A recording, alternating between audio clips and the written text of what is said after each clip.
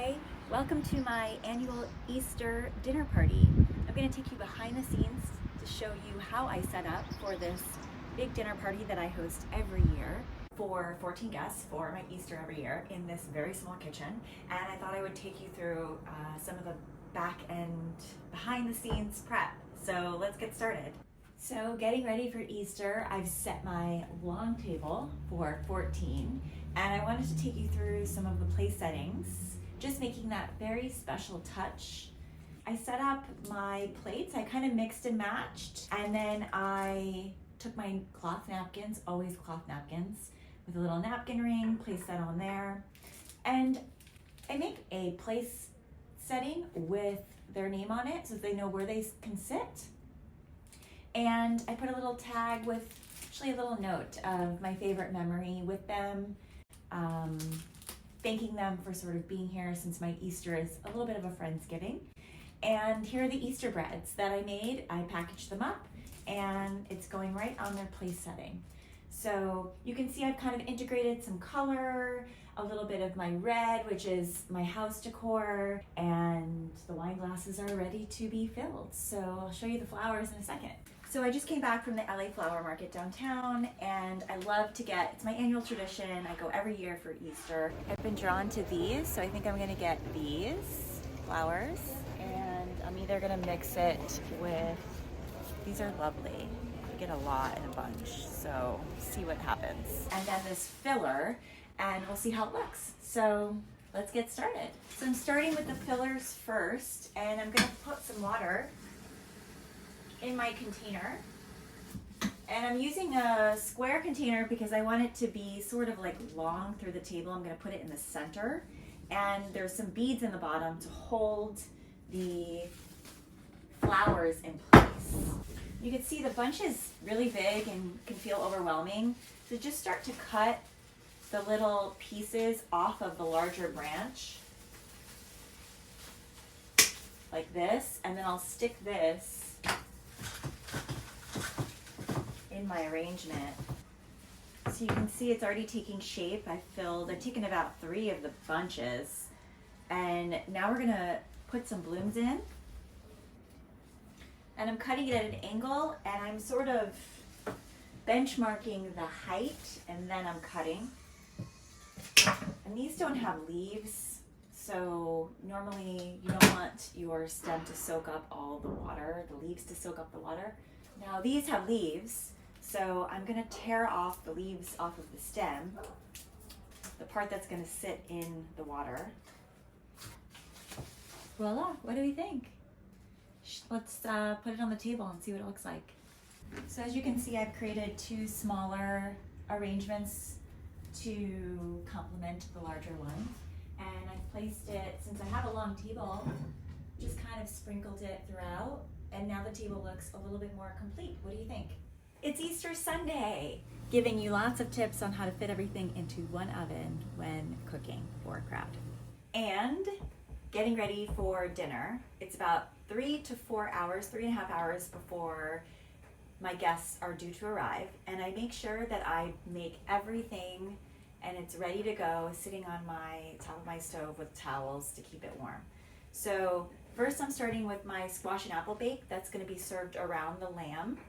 And I'm gonna pre-bake it, and then once it's done, because butternut squash could take an hour to make, and once it's done, then I will keep it warm on the stovetop. So I've got some butternut squash and apples tossed with some salt, pepper, and cinnamon.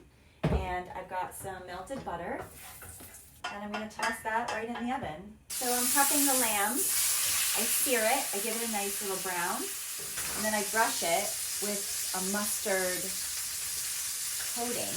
I actually prep the mustard spread that goes on the lamb before it goes in the oven the day before, so that it's again ready to go, and I cover the whole rack. And I roast them standing up. I do 4 of them in the oven, and then I serve it beautifully. I cut it to serve it, and you'll see it all plated. Do you remember the mashed potatoes from yesterday? So I'm preparing a side for tomorrow, and I'm making the mashed potatoes today. They'll be fully made, put into a dish to warm up tomorrow. So they'll be all done. So I just boiled the potatoes and I'm just gonna mash it all together with the goodies to make it taste good, and it'll be ready to go. Nice and easy. And these mashed potatoes go like crazy. Okay, I've got them in the oven warming while the lamb is baking, and I'm just gonna give them a warm. I just gave it a stir because mashed potatoes can get a little bit brown on the sides. Just watching it so it doesn't get over dry.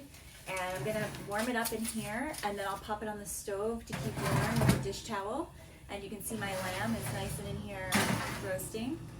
Remember the chicken from last night that I fried, the lemon chicken? So I marinated my lemon chicken and breaded it with flour. I'm frying it and I'm preparing it in a baking pan. And then tomorrow I will bake it just to warm it up. So it's sort of half cooked, and then half of the work is already prepped. All I have to do is take it out of the fridge, put it in the oven. So again, making it easy for the day that I host. I made a little marinade. I'm drizzling it over the chicken, and then it will roast in the oven so that it'll be served nice and warm. I like to garnish it with some lemon slices too, which makes a nice little presentation. So as you can see, mostly everything has been pre-cooked, and now they're sitting on the stove warming, and you can see stacks of dishes. So I have left to make the stuffed shells, which I'm gonna pop in right now. And I prepared these yesterday. So I'm preparing my first course of the dinner, and I'm making the stuffed shells. And these will just go in the refrigerator overnight. So I prepared the pasta, obviously, the sauce, the filling. I'm prepping the whole dish so that tomorrow I'll just pop it in the oven and serve it freshly baked. Top with sauce, grated cheese, and ready to go. And they're just gonna go in the oven for 30 minutes. So I'm making some crostini for my marinated tomatoes and burrata that I put out for a sort of like a first course.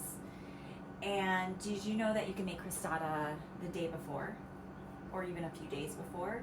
So I'm gonna toast it. I'm brushing it with some melted butter and olive oil, and then I'm going to rub it with this half garlic clove just on the top there, and I'm gonna roast it for a few minutes until it's just golden brown, and then I'm gonna serve it tomorrow. I'm gonna put it in a Ziploc bag overnight so it stays fresh. So you can make your crostini the day before.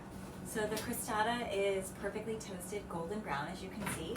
And the tomatoes, I'm going to pour this marinade. It's just olive oil, balsamic vinegar, some salt, pepper, garlic, and basil.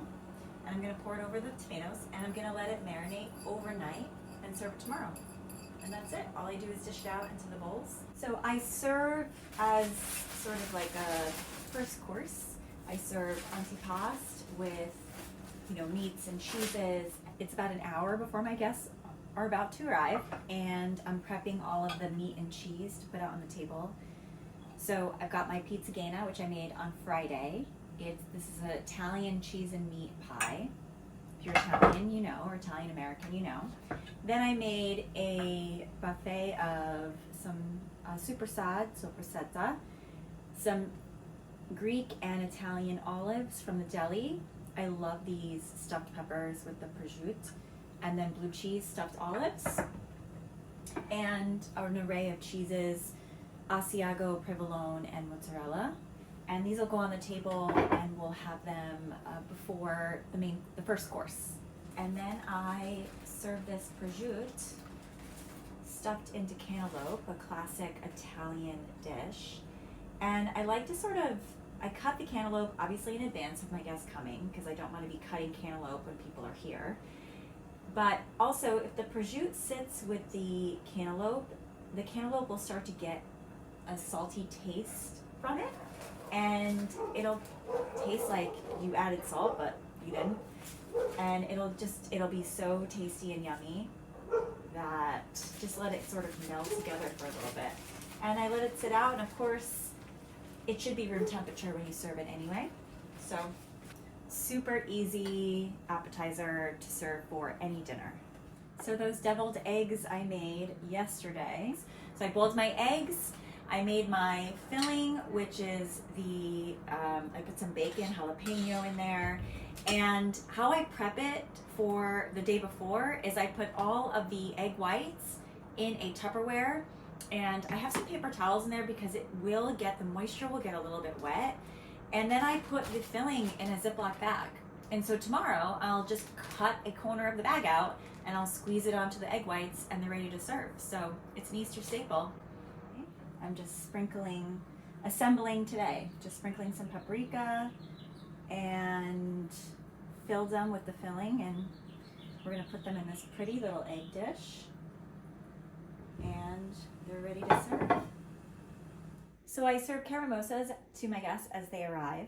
And remember those carrots I showed you that I was roasting? So I'm making roasted carrots as a side, and I bought fresh carrots and I cut the stems off and I'm gonna use them for the carrot mimosas.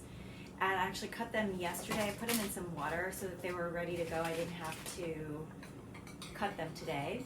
And I melted some butter and some garlic, and then I'll roast it with some Parmesan cheese. And I'm just gonna drizzle it over and I'm gonna roast them in the oven. But I'll roast them a little bit closer to serving time, as carrots will get a little bit mushy. So I'm not gonna put them in yet, but I'm gonna get it all prepped on the dish so it's ready to go. So again, I'm not doing any cooking while my guests are here because I wanna make sure that I am ready and socializing with everybody. So there you go. I'm making myself a carrot mimosa. It's just carrot juice, Prosecco, and of course the garnish. I buy the carrots with the stems, and then I put them in water before I use them, just to keep them fresh. And then I cut them and put them in the glasses for the carrot mimosas. And it brings like a little festive, fun drink. And we're ready for dinner. Burrata, tomatoes, ready to serve. Okay, pass this down one side. All right. Look how perfect it looks. Oh, nice. Yeah. Look at the color. Every single one looks perfect. Expensive. Yeah. You know, whatever. And then they're like, you know, it's progressively like crazy. Squash and apple bake. Yeah, exactly. Lemon chicken. I won't bore you with Carrots. Thank God. Yeah, exactly. Mashed potatoes. They're probably gonna rebel against later. Yeah. Cheers to seeing my behind the scenes Easter setup dinner. Cheers, and I hope you found some tips today to use at your own dinner party. Leave me a comment and let me know what you ended up using and what you found useful.